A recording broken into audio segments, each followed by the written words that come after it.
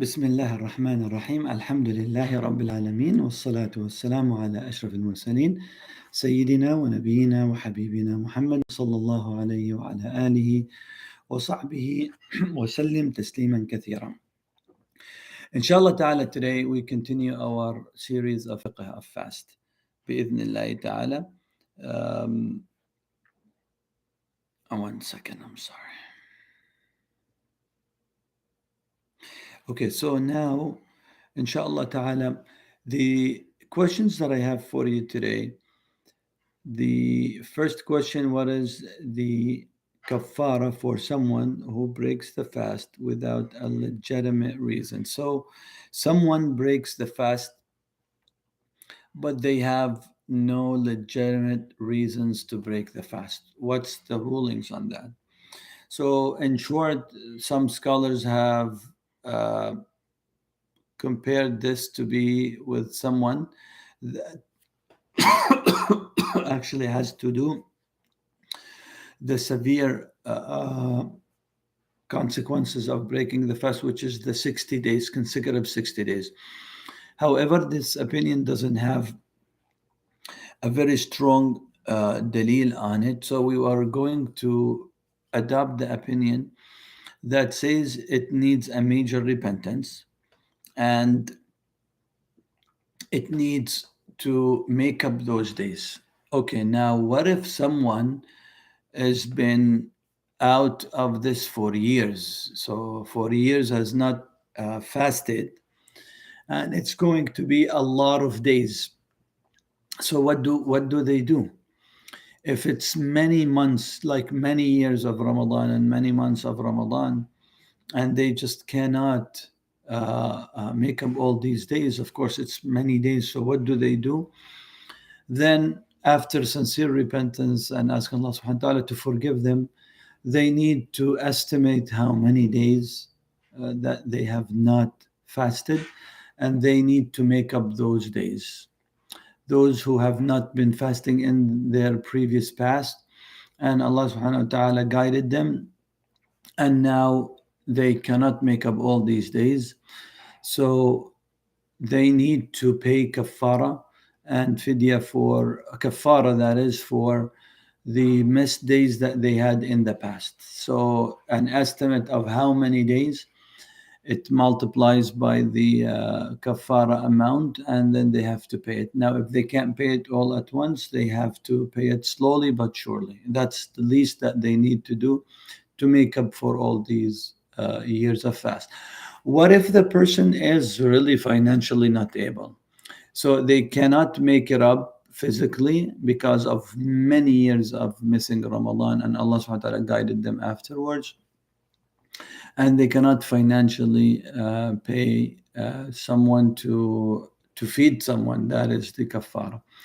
So if that goes in this sequence, then everything drops on them, and sincere repentance by itself is sufficient enough. But of course, it has to go through that sequence. We can't just jump, oh, I can't fast, oh, I can't make it up, oh, I cannot pay the kafara, and what have you. So this is the sequence that should follow, inshallah ta'ala. Now, the other question is, if a person is eating and drinking at suhoor and hears the adhan, does the person, or the time comes in on the imsakiyah, on the timetable, for example, does the person have to stop eating at that moment, or is it permissible to continue eating for the entirety of the adhan? In another word, you're eating your suhoor and you hear the adhan being called, or you look at your timetable and you find that the time came in. So what do?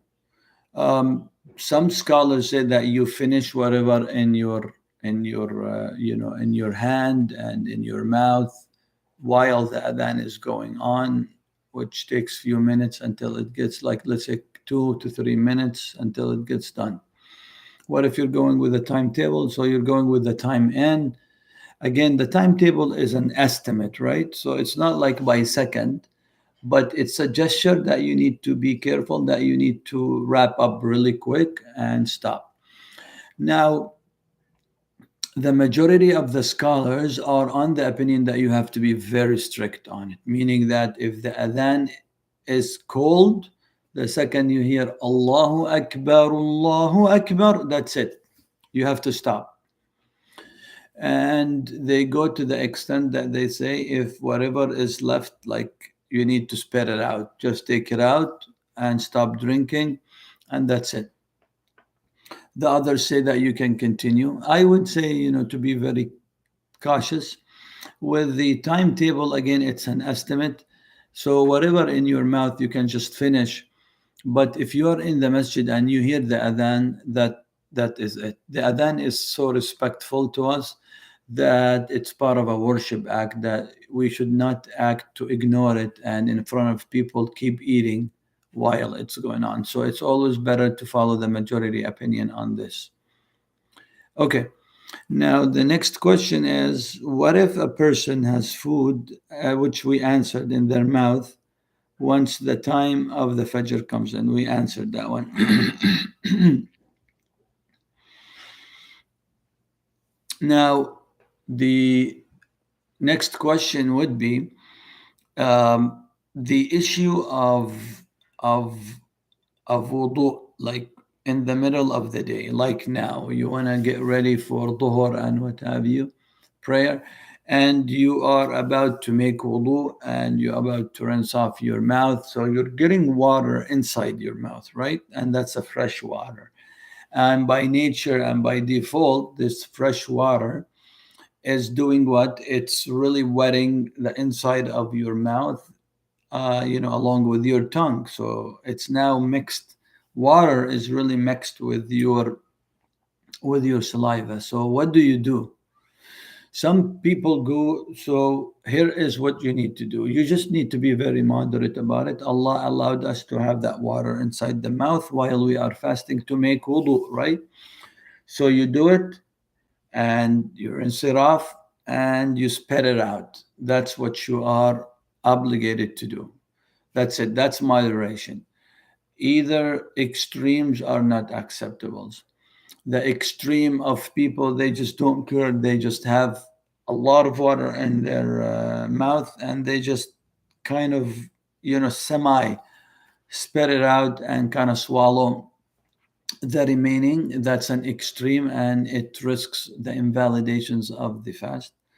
The other extreme, which is people are so cautious and so paranoid about it that they start getting napkins and they dry not only their mouth but their tongues as well. They want to make sure that they absorb all the water inside their mouth that has been mixed with the saliva. That's another extreme.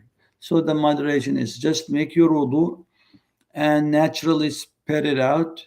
Make sure that all the water is out. Whatever remaining, just barely remaining with the saliva, it should not be something that you should worry about, inshallah ta'ala.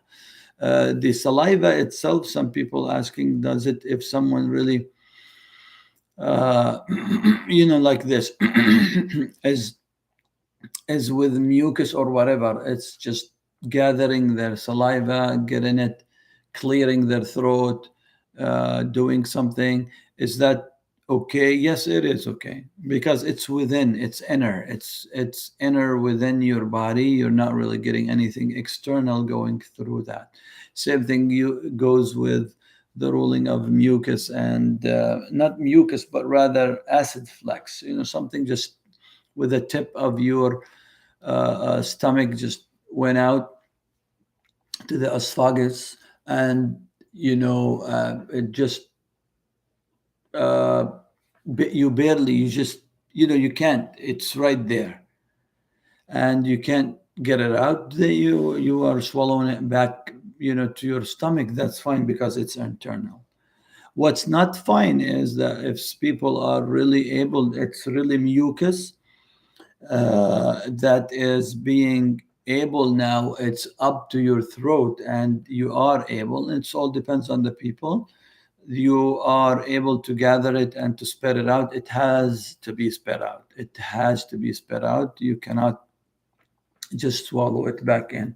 And of course, it's not good anyway. It's really something that your body wants to get rid of.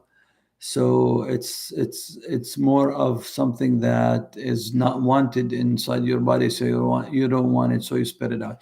But anything internal, you're fine, inshallah ta'ala.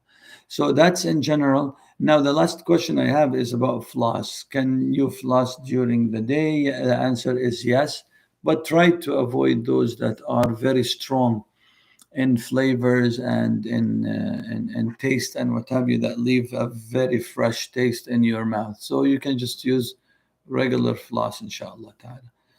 And that should do it for today. May Allah subhanahu wa ta'ala reward you and keep you, inshallah ta'ala, among those who always seek knowledge and increase your knowledge, inshallah, abundantly. May Allah, Ya Rabbil Alameen, guide you to the straight path and make you among those who are knowledgeable. Allahumma ameen. Jazakumullah khair.